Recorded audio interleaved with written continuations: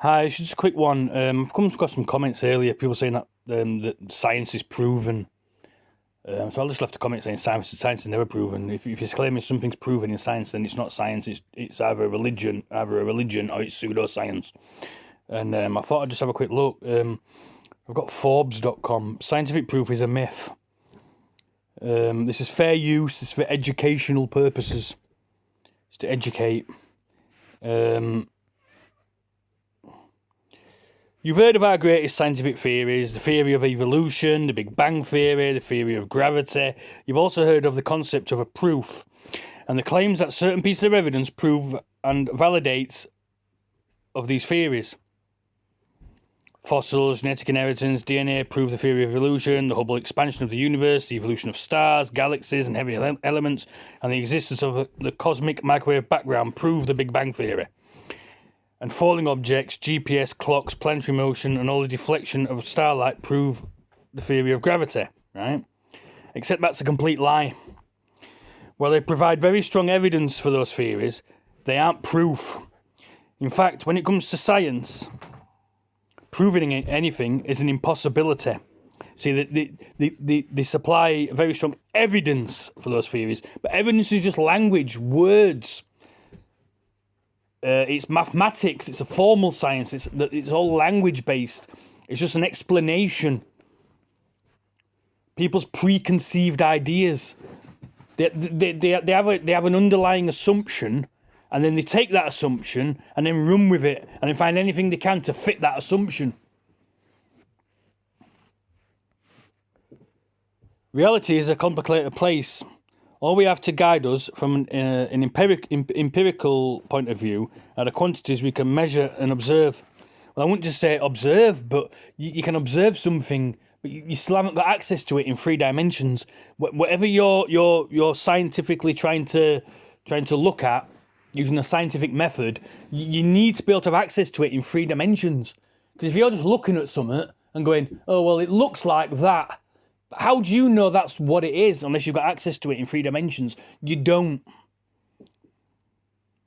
Even at that, those quantities are only as good as the tools and equipment we use to make those observations and measurements. Distances and sizes are only as good as the measuring sticks you have access to.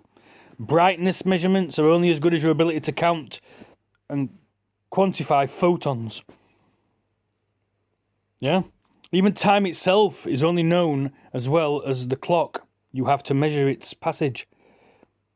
They're all man-made ideas and concepts. Even all the instruments and everything that you use to measure these things, they're just man-made concepts, man-made ideas. I think it's like Dell said on Beyond the Imaginary Curve. He says he could say his forehead is one hand or one Dell. You know what I mean? Or something like that. I mean, it's all man-made. It's all just concepts and ideas.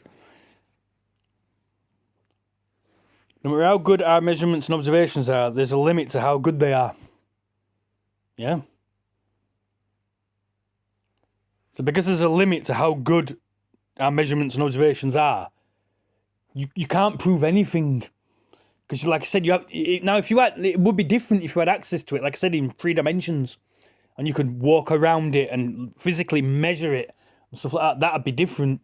But if you haven't got access to something in 3 dimensions and you can't walk around it and physically measure it, then it's pointless.